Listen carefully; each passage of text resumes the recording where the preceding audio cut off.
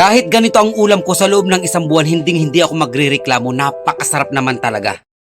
Ganito ako magluto ng ginataang talbos ng kamuting kahoy. Pagtapos ko siyang pigain at tanggalin yung pinakamapait na katas, ayan, kita nyo naman, gugupit-gupitin ko pa siya ng mas maliliit.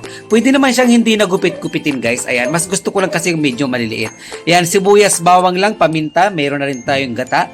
Ayan, dahil ayaw ko muna magsahog ng isda ngayon, ang ilalagay ko ngayon ay embutido. Ayan, ito na yung pinagprituhan ng embutido. Ayan, dyan ko na ilalagay yung pangalawang gata. Ayan, lagay ko na rin yung sibuyas, bawang, and then yung paminta. Ingat lang kayo guys sa paggamit ng ganitong paminta kasi baka maisama mo yung stapler. Tingnan yung mabuti para hindi ihalo natin yung stapler. Delikado po yun. Haluin natin mabuti para hindi makorta yung gata. Tinimplahan ko na rin ng konting asin.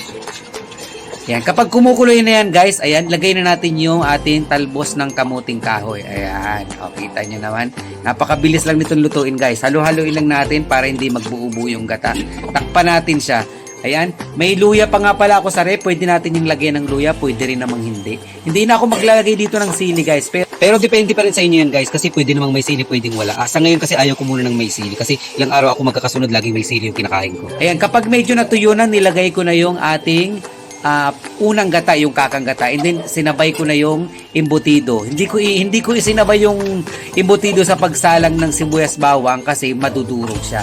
Naglagay na rin ako ng konting asukal. Ayan, ito yung suka. Ayan, pang balance yan guys, at saka para hindi rin siya mabilis mapanis. Ayan, o, kita nyo naman guys, kapag medyo natutuyo-tuyo na yan guys, napakabango na. Ayan, o, diba? Ang bilis lang maluto. Luto agad. Ayan, kakain agad tayo. Ayan do, di ba? Kita nyo naman, napakasarap.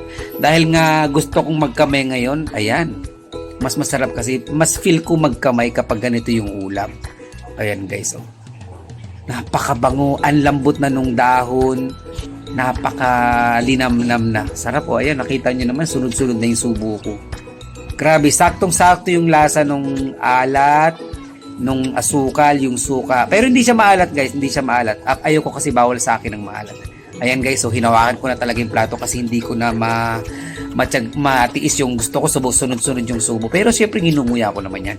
Napakasarap talaga guys. Napakalinamnam kasi malinamnam yung embutido guys. Pwede kayo dito maghalo ng ng taba ng baboy, daing, dilis, tuyo, at kung ano pang naiisip nyo na mas masarap pang sahog sa mga katulad itong ginataan.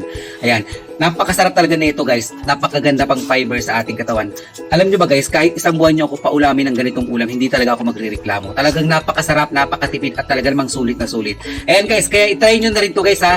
Maraming salamat po sa panonood.